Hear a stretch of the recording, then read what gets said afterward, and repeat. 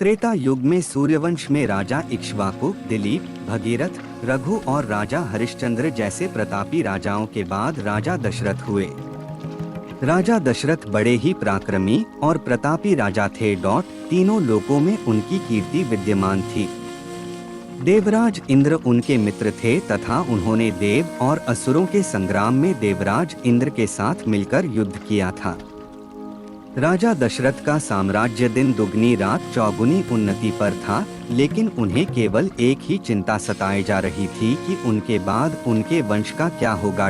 राजा दशरथ की 3 पत्नियां थी, जिनमें से सबसे बड़ी रानी कौशल्या थी, उनसे छोटी रानी कैकेयी थी तथा सबसे छोटी रानी सुमित्रा थी। 3 पत्नियां होने के बावजूद राजा दशरथ की कोई पुत्र नहीं था जो उनके कुल को आगे बढ़ा सके। इसलिए उन्हें अपने कुल के अंत का डर सताए रहता था।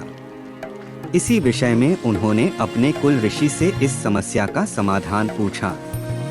उनके कुल ऋषि ने बताया कि उन्हें पुत्र प्राप्त करने के लिए पुत्रेष्टि यज्ञ संपन्न करना होगा, जिसके फल स्वरूप उन्हें पुत्र की प्राप्ति अवश्य होगी।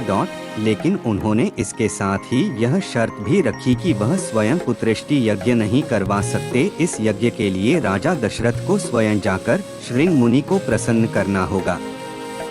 श्रृंग मुनि अथर्ववेद के पूर्ण ज्ञाता है तथा वह पुत्र कामेष्टि यज्ञ के विशेषज्ञ है। वही इस यज्ञ को संपन्न करवा सकते हैं। राजा दशरथ पैदल वन में श्रृंग मुनि के पास जाते हैं तथा उनसे आग्रह करते हैं कि संतान सुख के लिए व्याकुल हैं। कृपया करके मेरी समस्या का समाधान कीजिए। राजा दशरथ की सादगी तथा विनम्र आदर भाव के कारण श्रृंग मुनि प्रसन्न हुए और उन्होंने दशरथ का वचन दिया कि वह उनका पुत्र कामेष्टि यज्ञ करवाएंगे। उसके पश्चात शुभ मुहूर्त देखकर उन्होंने दशरथ का पुत्र कामेष्टि यज्ञ संपन्न करवाया। यज्ञ संपन्न होने के बाद हवन कुंड में से अग्निदेव एक खीर का पात्र लेकर प्रकट हुए और राजा दशरथ से बोले, हे राजन, यह खीर ले जाओ और अपनी तीनों रानियों को बराबर खिला दो, इससे तुम्हें संतान प्राप्ति अवश्य होगी।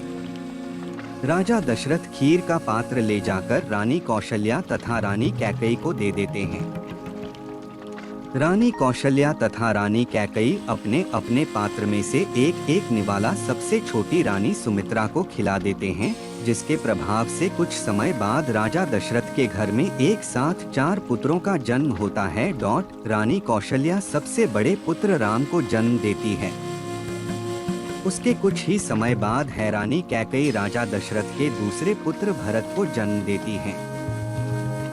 कुछ है घड़ी बीतने के पश्चात रानी सुमित्रा राजा दशरथ के तीसरे पुत्र लक्ष्मण को जन्म देती है तथा कुछ ही क्षण बाद वह दशरथ के चौथे पुत्र शत्रुघ्न को जन्म देती हैं। और इस प्रकार पृथ्वी पर बढ़े हुए पाप अत्याचार को मिटाने के लिए भगवान नारायण स्वयं राजा दशरथ के पहले पुत्र श्री राम के रूप में जन्म लेते हैं। भगवान विष्णु के राम अवतार का साथ देने के लिए शेषनाग लक्ष्मण के अवतार में जन्म लेते हैं तथा उनके साथ ही भगवान विष्णु के सुदर्शन चक्र भारत के अवतार में जन्म लेते हैं तथा शत्रुघ्न भगवान विष्णु के शंख शैल के अवतार होते हैं। श्री राम, लक्ष्मण, भरत और शत्रुघ्न को 4 पुरुषार्थ का रूप माना गया है, जिसमें श्री राम धर्म का रूप होते हैं तथा भारत मोक्ष का रूप होते हैं। उसके साथ ही लक्ष्मण जी को काम का प्रतीक माना गया है तथा शत्रुघ्न जी को धन का रूप माना गया है। दोस्तों, अगर आपको ये कहानी अच्छी लगी और अगर आप ऐसी और कहानियाँ सुनना चाहते हैं तो चैनल को लाइक और सब्सक्राइब करें।